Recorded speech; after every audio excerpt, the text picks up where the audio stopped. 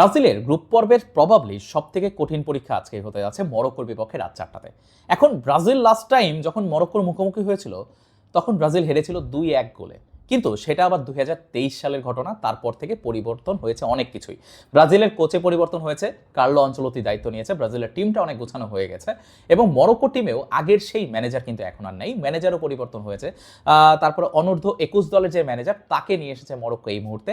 এবং অফিসিয়াল সেটা অবশ্য ছিল ফ্রেন্ডলি ম্যাচ। এখন অফিসিয়াল ম্যাচের যদি কথা বলি তাহলে 1998-এ ব্রাজিল লাস্ট টাইম মরক্কোর মুখোমুখি হয়েছিল 1998 এবং 3-0 গোলে ব্রাজিল জিতেছিল। সেই ব্রাজিল দল বর্তমান ব্রাজিল দল, সেই মরক্কো এই মরক্কো অনেক পরিবর্তন। বর্তমানে মরক্কোতে দুর্দান্ত কিছু প্লেয়ার খেলে এবং লাস্ট টাইম মরক্কো আসলে কবে হেরেছে এইটা যদি আপনি খুঁজতে যান আপনাকে যেতে হবে 2025 সালের আগস্ট মাসের 10 তারিখে। তারপরে মরক্কো কোনো ম্যাচ হারেনি। তারপরে তারা আফকন ট্রফি খেলেছে, অনেকগুলো ম্যাচ খেলেছে, ফিফা ওয়ার্ল্ড কাপের প্রস্তুতিমূলক অনেকগুলো ম্যাচ খেলেছে, বড় বড় জয় তারা ছিনিয়ে নিয়ে এসেছে, কোনো ম্যাচে কিন্তু তারা হারেনি এবং দুর্দান্ত একটা ছন্দে কিন্তু তারা এই মুহূর্তে রয়েছে। সো এই মুহূর্তে যদি আপনি চিন্তা করেন যে মরক্কোর পক্ষে কি ব্রাজিলকে রুখে দেওয়া সম্ভব কিনা, অবভিয়াসলি সম্ভব। তাদের দলে হাকিমির best right back in the world right now Hakimi কিন্তু রয়েছে। হাকিমির পাশাপাশি আপনি যদি ইম্পর্টেন্ট প্লেয়ারের কথা বলেন, রিয়াল মাদ্রিদের ব্রাহিম দিয়াজ 1-to-1 বেস্ট একজন প্লেয়ার, সব থেকে ভালো বল ক্যারিয়ার এই মুহূর্তে আফ্রিকার যত নেশন রয়েছে তার মধ্যে সব থেকে বেস্ট বল ক্যারিয়ার কিন্তু এই মুহূর্তে ব্রাহিম দিয়াজ। এবং ব্রাহিম দিয়াজের সম্পর্কে আপনারা জানেন যারা রিয়াল মাদ্রিদের খেলা দেখেন, দুর্দান্ত একজন প্লেয়ার। এর পাশাপাশি ম্যানচেস্টার ইউনাইটেডের মাজরাউই রয়েছে, বুনো রয়েছে, যে আবার লাস্ট ওয়ার্ল্ড কাপে দুর্দান্ত পারফরমেন্স ছিল তার, পর্তুগালের এগেনস্টে কি দুর্দান্ত অসাধারণ পারফরমেন্স সে করেছিল। প্রবাবলি গোল্ডেন গ্লাভসের সব থেকে ক্লোজ কম্পিটিটর ছিল এমিলিয়ানো মার্টিনেজের, সেটা হচ্ছে এই বুনো। সে এখনও পর্যন্ত এসএন বুনো, সেও কিন্তু এখনও দায়িত্বে রয়েছে হচ্ছে মরক্কোর গোলপোস্টের।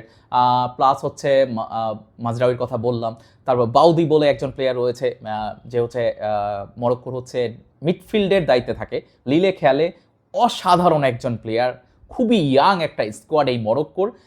সো এই মরক্কো দলের আসলে ফুল পটেনশিয়ালিটি রয়েছে ব্রাজিলকে রুখে দেওয়ার।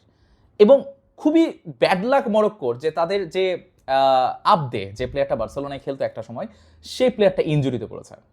এখন যদি আমরা মরক্কোর সাথে ব্রাজিলের দলের তুলনা করি, কাগজে কলমে আসলে মরক্কো ব্রাজিলের সামনে দাঁড়াইতে পারবে না, এটা সত্যি কথা, কাগজে কলমে। কিন্তু প্লেয়াররা যে ইন্টেন্সিটিতে মরক্কোতে খেলে সেইটা দুর্দান্ত, তাদের ইন্টেন্সিটি লেভেল ভাই চরম। ব্রাজিলকে যদি সব কিছুর মধ্যে সব থেকে বেশি প্রবলেম ফেস করতে হয় সেটা হচ্ছে মরক্কোর ইন্টেন্সিটিকে ফেস করতে হবে। তারা কিন্তু আপনাকে প্রেস করবে না। মরক্কোর খেলার যে ধরন, এই মুহূর্তে যে ম্যানেজার এসেছে অনূর্ধ্ব 21 দল থেকে, সে খুবই কাউন্টার অ্যাটাকিং ভালোবাসে।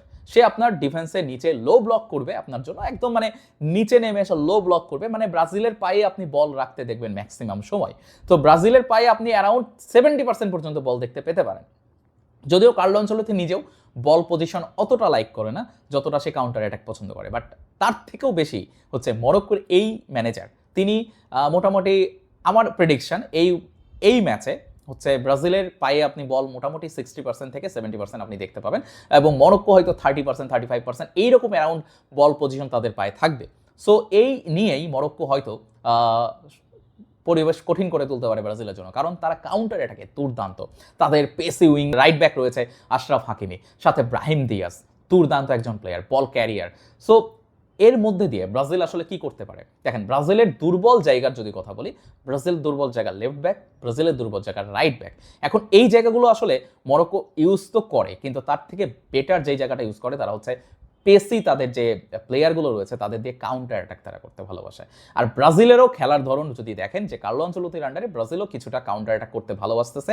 পানামার এগেনস্টে ব্রাজিল যে কাজটা করছে সেটা হচ্ছে তাদের যে উইঙ্গার তাদেরকে খুব ভালো মতো ইউজ করছে। তো আজকের ম্যাচে সব থেকে ভাইটাল প্লেয়ার হইতে পারে ব্রাজিলের, সেটা হচ্ছে রাফিনহা। তার থেকেও ভাইটাল হইতে পারে ভিনিসিয়াস জুনিয়র। দুইজনের কম্বিনেশন যদি পারফেক্ট হয় তাহলে কুনহার সাথে কম্বিনেশন হয়ে দুর্দান্ত একটা পারফরমেন্স কিন্তু ব্রাজিল থেকেও আমরা দেখতে পেতে পারি। কিন্তু এই ক্ষেত্রে ভিনিসিয়াসের সব থেকে বড় চ্যালেঞ্জ হবে আশরাফ হাকিমিকে ফেস করা, কারণ ভিনিসিয়াস সে একজন লেফট উইঙ্গার এবং লেফট উইঙ্গার যেহেতু ভিনিসিয়াস, রাইট ব্যাকে রয়েছে আশরাফ হাকিমি, তাকে ফেস করতে হবে। তাকে যদি আপনি শুধুমাত্র হাকিমি ডিফেন্স করতে পারে, কোনোভাবে করতে পারে, তাহলে এই ক্ষেত্রে শুধুমাত্র হাকিমি এনাফ হচ্ছে ভিনিসিয়াসকে ডিফেন্স করার জন্য, কারণ দুর্দান্ত একজন রাইট ব্যাক সে। এবং এর পাশাপাশি এখন যদি ভিনির থেকে বেস্ট পারফরমেন্স আসতে হয় তাহলে এই জায়গাতে ব্রুনো গাইমারেসকে হচ্ছে হেল্প করতে হবে ডেফিনেটলি, এর সাথে পাকুয়েতা তো রয়েছে।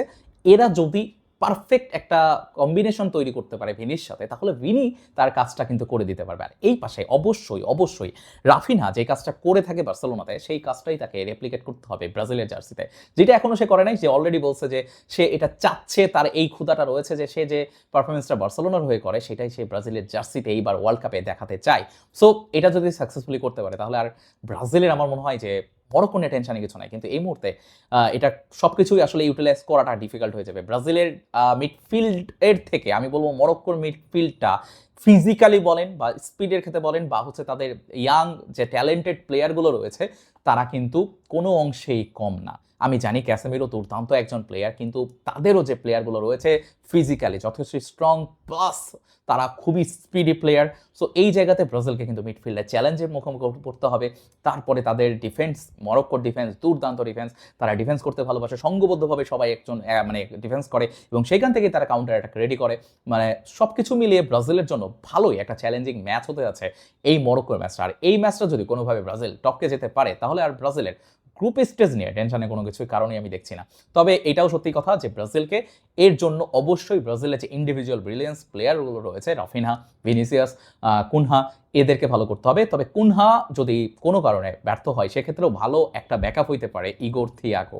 ইয়েস, ইগোর থিয়াগোকে আমার মনে হয় এই ম্যাচে কার্লো আনচেলত্তির প্রয়োজন হবে। হয়তো সেই স্টার্ট না করলেও অ্যাজ এ সাবস্টিটিউট সেই নামবে। এনরিক কতটুকু চান্স পাবে আজকের ম্যাচে আমি বলতে পারতেছি না, বাট আমার মনে হয় Igor Thiago could be a better option than Cunha. But Cunha start করতেছে বিকজ সে হচ্ছে ডিপ লাইন ফরওয়ার্ড এবং সেইখান থেকে সে বল রিসিভ করে বল ক্যারি করে এবং সাথে উইঙ্গারদের সাথে কানেকশন বিল্ড করে সে একটা সুন্দর খেলা উপহার দিতে পারে ব্রাজিল এই জায়গাতে।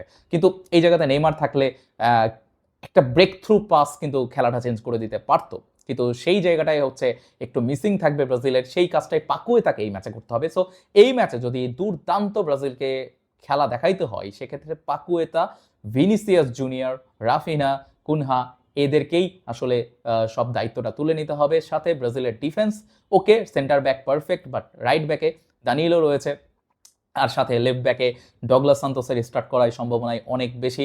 সো মোটামুটি ব্রাজিলের লাইন আপ প্লাস হচ্ছে মরক্কোর যে লাইন আপ সেটাও মোটামুটি কনফার্ম বোঝা যাচ্ছে যে কারা স্টার্ট করতে যাচ্ছে। সব কিছু মিলিয়ে একটা বেস্ট ওয়ার্ল্ড কাপ ম্যাচ আজকে রাতেই আমরা এনজয় করতে যাচ্ছি, এটা ফর শিওর। আপনার কি মনে হয় আজকে কি ব্রাজিল টপকাতে পারবে এই মরক্কো বাধা, নাকি মরক্কো কোনো অঘটন ঘটিয়ে দেবে? আর স্কোর লাইনটা কি হতে পারে, প্রেডিকশন কমেন্টস করে জানাবেন। ধন্যবাদ।